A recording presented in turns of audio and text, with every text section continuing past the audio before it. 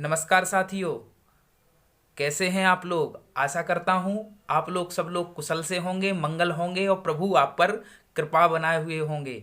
मैं स्वागत करता हूं आपका अपने YouTube channel astro with Kanha में।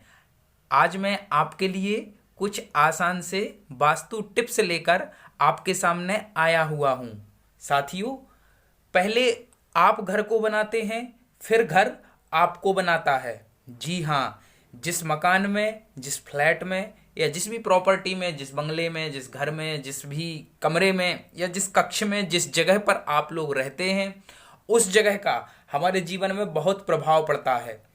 साथियों, कभी कभी आपने नोटिस किया हो, किसी किसी जगह में एक ऐसा आकर्षण होता है। आप जाओगे किसी के घर में, कभी आप जाना या कोई जगह में आप जाना, तो उस घर में कभी कभी आपने नोटिस किया हो, मैंने कई बार नोटिस किया है, आई होप आपने भी नोटिस किया होगा, किसी किसी जगह में एक ऐसा आकर्षण होता है। जब आप किसी घर में जाते हैं तो आपका मन करता है कि उस घर में थोड़ा बैठा जाए। कुछ मन आपका अंदर से करने लगता है कुछ पल और उस जगह पर रुका जाए, कारण उस घर का वास्तु।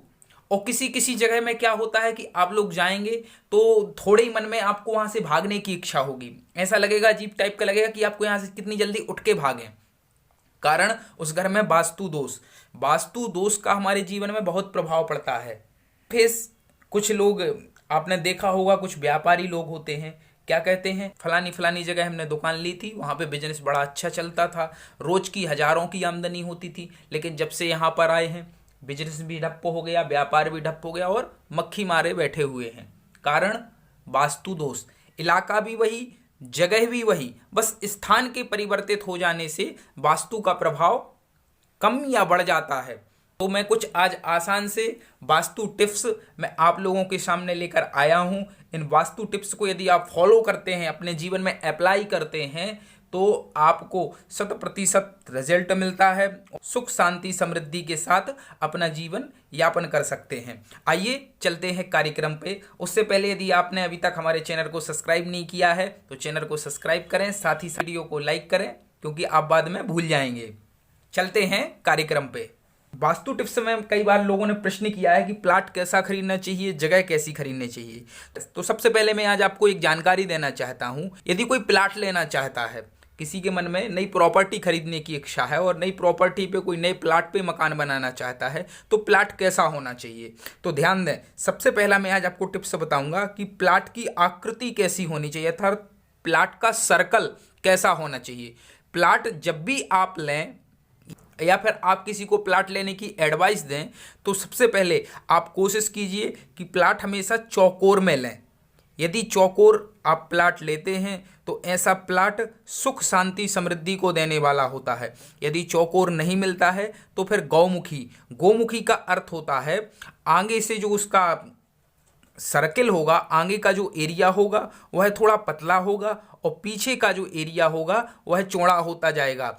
ऐसी जगह को गौमुखी कहते हैं। वास्तुशास्त्र के अनुसार ऐसी जगह बहुत शुभ मानी जाती है। ऐसी जगह पे निवास करने से सुख शांति समृद्धि की प्राप्ति होती है, साथ ही साथ ऐसी जगह बरकत बढ़ाने वाली होती है। अब चलते हैं दूसरे टिप्स पर। दूसरा टिप्स, आपका जो घर का मेन इंटीरियर है, अर्थात मुख्य द्वार जो आपका होता है, मुख्य एंट्री गेट जो होता है, कोशिश कीजिए कि आप उसको हमेशा साफ सुथरा स्वच्छ बना के रखें।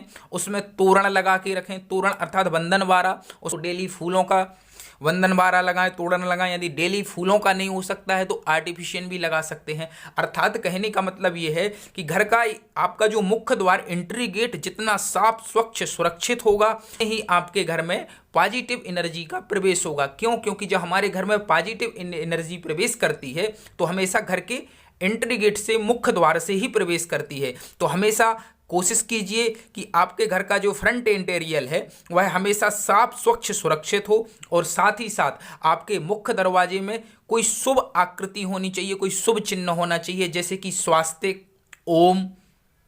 ऐसे शुभ चिन्ह आपको हमेशा घर के मुख्य द्वार में लगाने चाहिए। इससे आपके घर में पॉजिटिव एनर्जी का प्रवेश होता है। चलते हैं तीसरे टिप्स पर।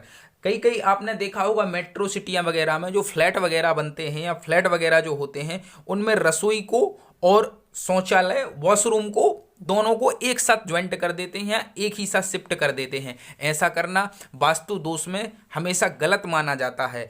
आपको ऐसा घर में निवास नहीं करना चाहिए। यदि आपके घर में वैसी व्यवस्था है तुरंत ही उन दोनों को अलग कर दीजिए, क्योंकि रसोई का और शौचालय का दोनों का आसपास होना घर में नेगेटिव एनर्जी को प्रवेश करता है। इसलिए घर में हमेशा रसोई जो है वो हमेशा आग्नेय कोण अर्थात पूरब और दक्षिण के बीच का जो ये सेंटर होता है इसको आग्नेय कोण बोलते हैं। हमेशा घर की जो रसोई है वो इस इलाके में बनाना शुभ होता है। यदि आप घर में इस इलाके में रसोई बनाएंगे, पूरब और दक्षिण के बीच का जो सर्किल होता है यहाँ पर रसोई बनाने से घर में हमेशा अन्न की बरकत रहती है और अन्न की कभी भी कमी नहीं होती है। तो हमेशा प्रयत्न कीजिए कि आपके घर की जो भी रसोई है वो हमेशा आग्नेय कोण में बननी चाहिए। अब बात आती है शौचालय कहाँ बनाएं। तो घर का हमेशा जो भी वॉशरूम है वो हमेशा नैऋत्य कोण में होना चाहिए, अर्थात पश्चिम और दक्षिण का जो ये बीच वाला सेंटर होता है यहाँ पर हमेशा वॉशरूम की व्यवस्था होनी चाहिए। इसको वास्तुशास्त्र में राहु की दिशा कहा जाता है और राहु की दिशा में ही शौचालय होना चाहिए। तो यहाँ पर शौचालय बनाने से स्वास्थ्य संबंधित परेशानी उस घर में नहीं रहती। तो हमेशा रसोई की दिशा जो होती है वह अग्निकोण होती है और शौचालय की जो दिशा होती है वॉशरूम वो हमेशा नैऋत्य दिशा में बनानी चाहिए। हमेशा इन दोनों की दीवार हमेशा एक नहीं होनी चाहिए, अलग अलग होनी चाहिए, अर्थात दोनों के बीच में थोड़ा गैप होना चाहिए। ये दोनों एक दूसरे के पास में नहीं होना चाहिए, दोनों के बीच में थोड़ा सा गैप होना चाहिए। रसोई और शौचालय को आसपास नहीं बनाना चाहिए।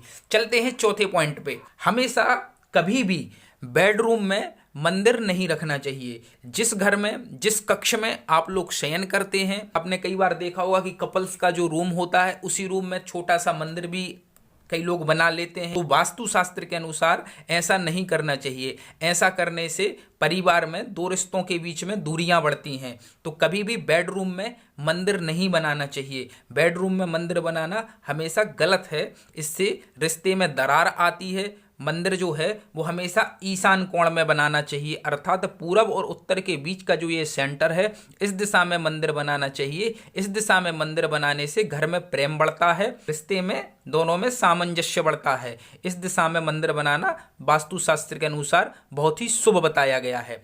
चलते हैं पांचवें पॉइंट पे। साथियों, यदि आपके दाम्पत्य जीवन में कलह होती है, दोनों के बीच में झगड़ा होता है और आपको हमेशा शिकायत रहती है अपने पार्टनर से कि वो हमें टाइम नहीं दे पाता है, वो हमारा बराबर ख्याल नहीं रख पाता है, आपको अपने पार्टनर से कोई ना कोई शिकायत रहती है और आप भी नोटिस करते हैं कि आपका पार्टनर का स्वभाव यदि थोड़ा बहुत चिड़चिड़ा हो गया है, तो उसके लिए आपको अपने बेडरूम में एक हाथी का जोड़ा रखना है, या तो क्रिस्टल का हो या संगमरमर का हो, एक हाथी का जोड़ा रखना है। हाथी के जोड़े रखने से क्या होगा, उससे पहले मैं आपको बता दूं, हाथी जो है वो एनिमल्स में एक प्रेम का प्रसंग बताया गया है। हाथी को आपने जब भी कभी नोटिस किया हो तो देखना कि हाथी जब भी रहता है तो अपने झुंड में रहता है, और हाथी की जो फीमेल हाथी अर्थात हथनी रहती है, हाथियों के झुंड में बड़ा सम्मान दिया जाता है, उसका मान सम्मान उसको सम्मान दिया जाता है। तो हाथी का जो प्रतीक है वह एनिमल्स में प्रेम की दृष्टि का दर्शाता है। तो आप कोशिश कीजिए यदि आप अपने बेडरूम में क्रिस्टल का या संगमरमर का एक हाथी का जोड़ा रख सकें तो उससे आपके रिश्ते में प्रेम बढ़ेगा, आपस में एक दूसरे को समझने की जो मेच्योरिटी है वह बड़ी अच्छी से आएगी।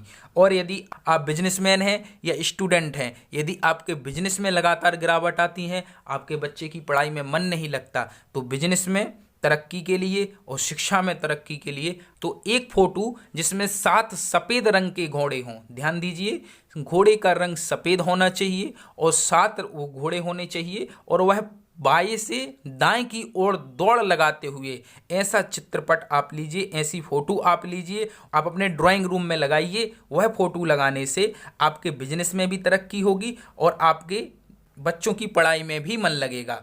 आशा करता हूं आपको मेरे द्वारा दी हुई जानकारी पसंद आई होगी। ऐसे ही महत्वपूर्ण वास्तु टिप्स और ज्योतिष से संबंधित जानकारी मैं आप लोगों तक लेकर आता रहता हूं। चैनल को सब्सक्राइब कीजिए, वीडियो को लाइक कीजिए, साथ ही साथ और लोगों तक शेयर कीजिए। मिलते हैं अगले कार्यक्रम में, तब तक के लिए नमस्कार।